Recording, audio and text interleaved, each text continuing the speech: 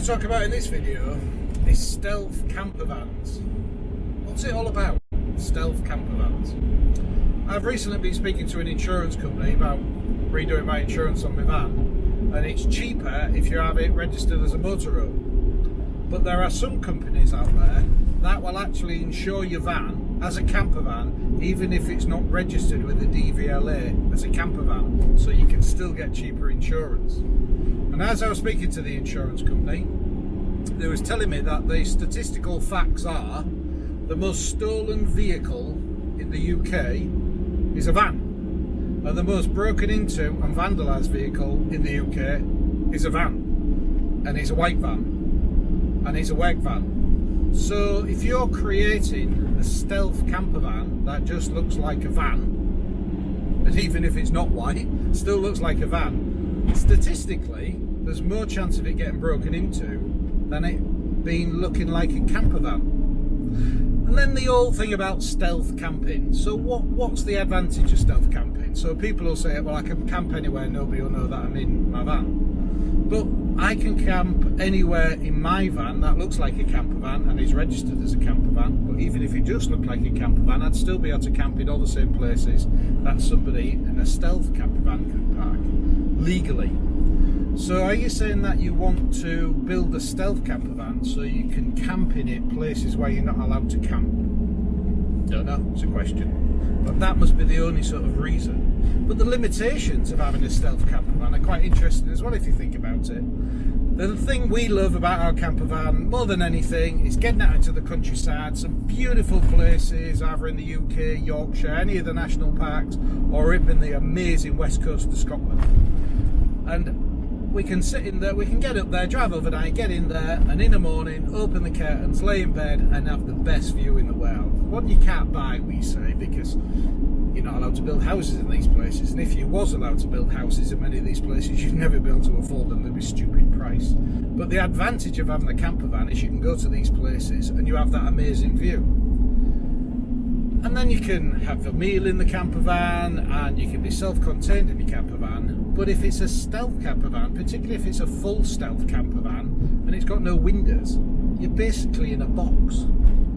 Now I know a few people that have got camper vans that are stealth camper vans, or with no windows in, that just look like WEG vans, and they all say, oh well, we open the door, or we'll open the back doors and there's a window in the back. Well, as soon as you do that, it's not a stealth camper van, is it? So why would you build a stealth camper van? Everybody's preference. But the interesting facts around it are there's no parking advantages legally. You will pay more potentially on insurance. And interesting, the insurance broker that I was speaking to as well said, if you register a van that looks like a van and it doesn't look like a camper van, and it gets broken into and something gets stolen, or it gets vandalised, or it gets nicked, they may have an issue with the insurance because you've actually registered it as a camper van to insure, even if it's not a camper van with a DVLA, but actually it looks like a WEG's van. So there's some interesting connotations around that, thinking about what the actual outside of your van looks like. And I suppose the other side of it as well is, if you think about it, if somebody's going to break into a van, like lots of them do get broken into, there's less chance of them breaking in the van if they think there's somebody in it. So if it's a camper van or looks like a camper van and there could be somebody in it, they're not going to try to break into that, are they? Nicky bits and gears, bits and pieces and stuff you've got. Although all that said, as we know, any van can be broken into. And if you do have windows, people can smash the windows and get into your vans. You can put fancy locks on, alarms, steering locks and everything else. So there may be a slight advantage around security if you have a stealth camper van rather than a custom built camper van that looks like a camper van.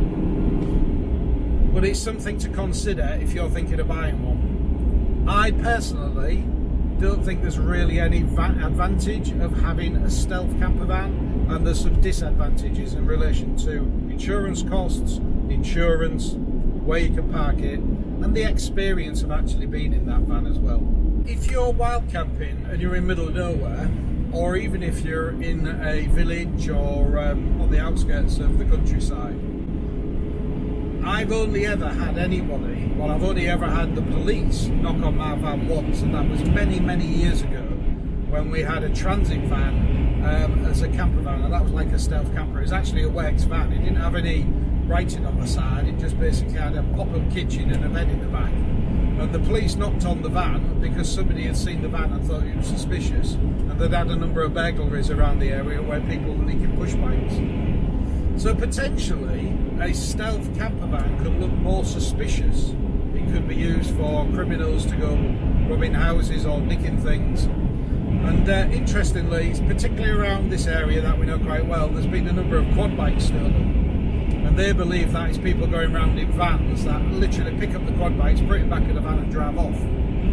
So you could have some interest from the police actually if you're parking your van in remote areas and you're looking a bit suspicious in your stealth camper van. So something else to consider as part of that process. The insurance company that I was talking to is Admiral.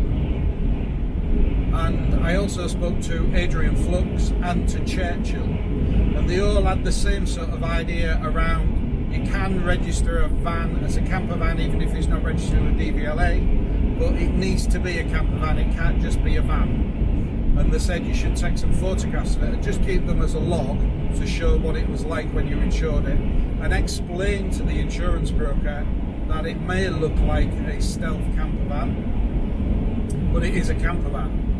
But they are definitely more interested in insuring vans that actually look like camper vans and are used as camper vans and not just looking like stealth camper vans. Because the risk, it's all about risk to insurance companies obviously, and if your van looks like a Wex van, the risk is somebody may try to break in it to nick the tools or whatever might be in there. So I think you need to have some very clear conversations with the insurance brokers, and you might well save yourself some money.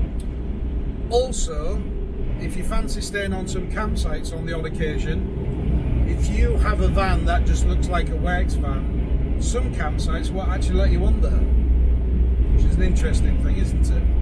So you may live full time in your van, or you might just have a van and use it for weekends, and for a particular occasion you might want to stay on a campsite, and you could turn up and say, I'm sorry, we're not going to let you on because your van looks like a van, it's not a motorhome or a camper van.